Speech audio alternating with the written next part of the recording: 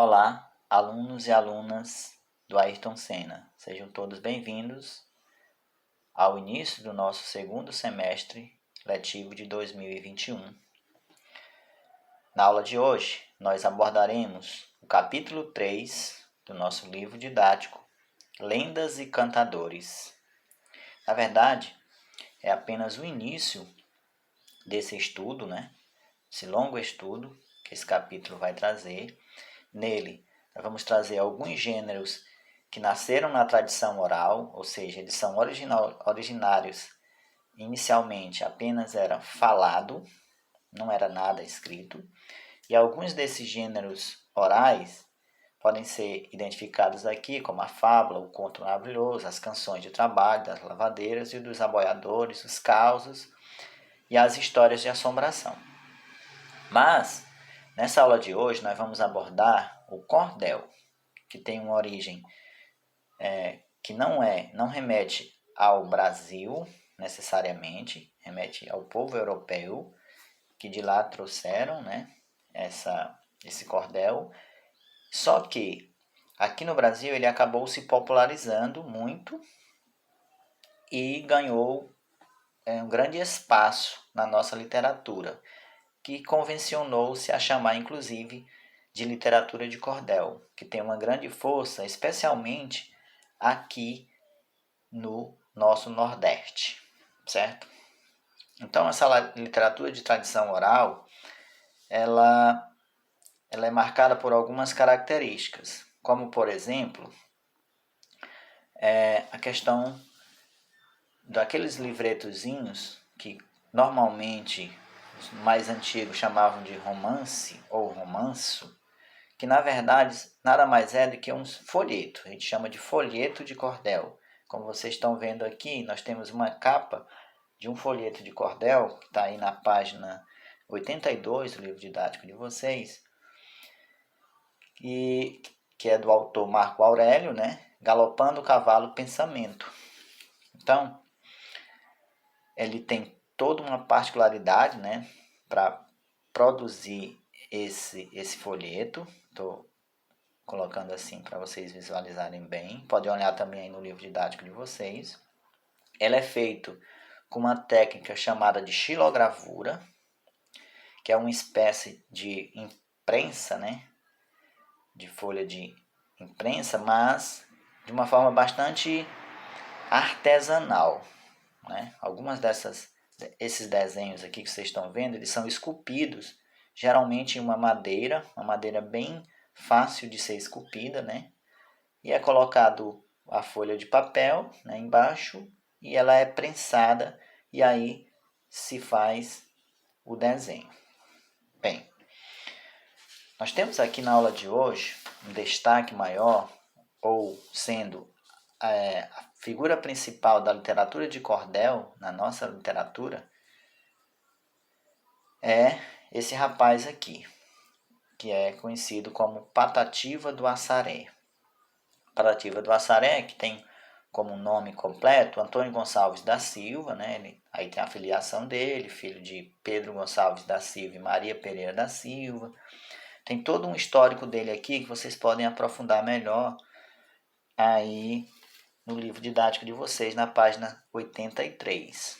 Mas, entre outras coisas, ele com 8 anos de idade ele ficou órfão de pai, e eles eram muitos filhos, 5 no total, e ele era o segundo mais velho.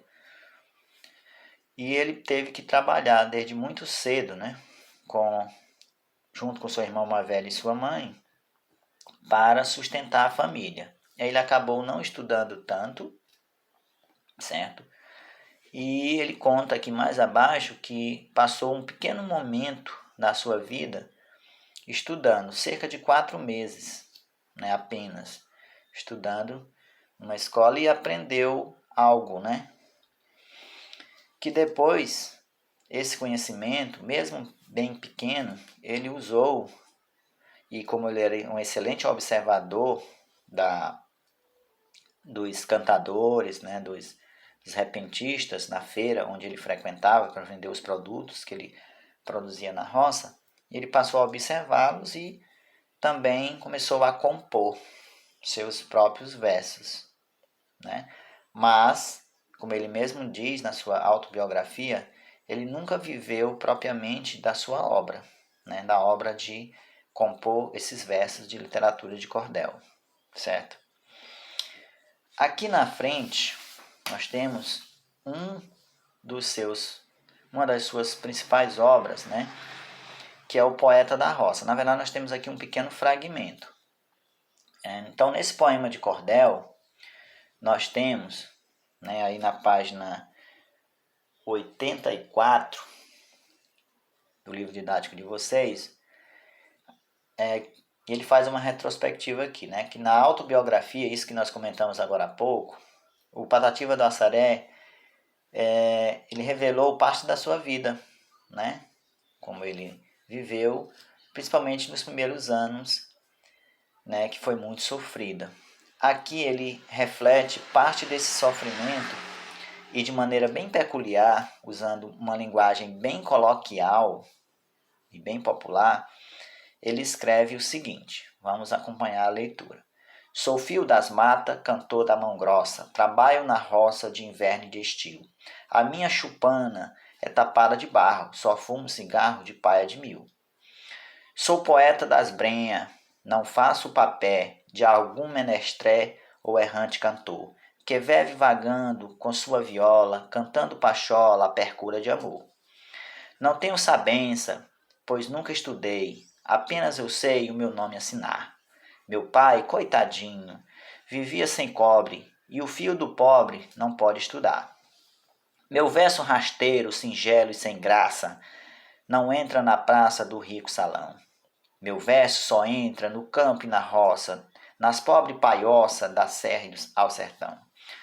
Sou cantor, só canto o buliço da vida apertada, da lida pesada das roças e do estio, do zeito, perdão.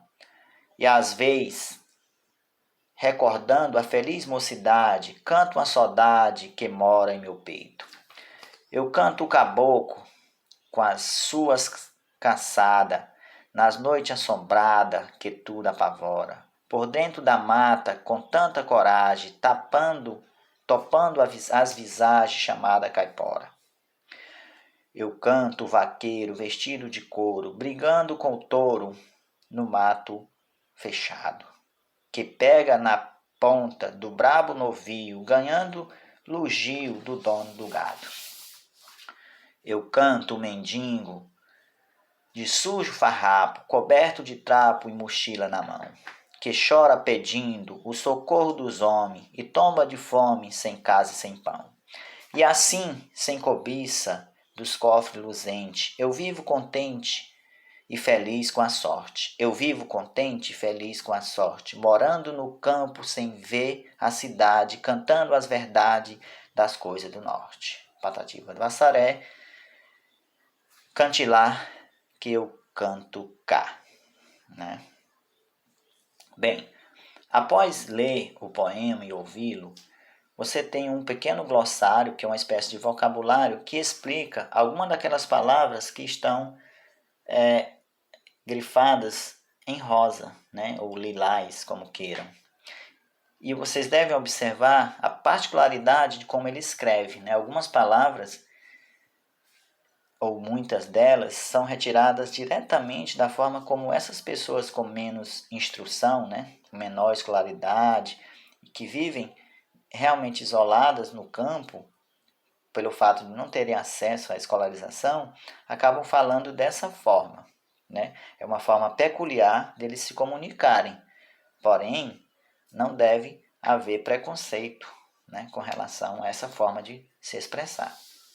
Aqui abaixo, eu quero que vocês desenvolvam essas primeiras questões, certo? As primeiras 5 questões aí da página 85. Dizendo o que mais chamou sua atenção nesse poema. Você vai dizer, claro que cada um de vocês que estão assistindo, uma coisa lhe chamou a atenção. Essa é pessoal. A 2, qual é o ambiente inspirador do poeta? Ou seja, onde ele se inspirou para escrever seus versos. 3. Há diversas palavras no texto associadas ao universo da roça, do sertão. Várias delas. Você vai ler o poema novamente e citar essas palavras, destacar apenas as palavras que têm a ver com roça e com sertão. 4. O título do poema é O Poeta da Roça. O eu poético é alguém que fala da vida na roça ou que faz parte dela. Então, ele apenas fala da vida na roça ou ele faz parte dela. Você vai dizer uma coisa ou outra e comprovar, né, com um verso a sua resposta. Ó, digamos que você diga que ele é alguém que só apenas fala da vida na roça. Então você vai buscar um verso dentro do poema que comprove essa sua afirmação. Se não, pelo contrário, que ele tanto canta a roça e como vive nela, você também vai buscar um verso que comprove isso. E por fim, qual é a atividade profissional desse eu poético, ou seja, da pessoa que está cantando esses versos? Então, qual é a profissão dele? Então, a nossa aula de hoje é basicamente isso. É uma aula introdutória do nosso segundo semestre, como eu já falei. E espero que tenham gostado e até a próxima.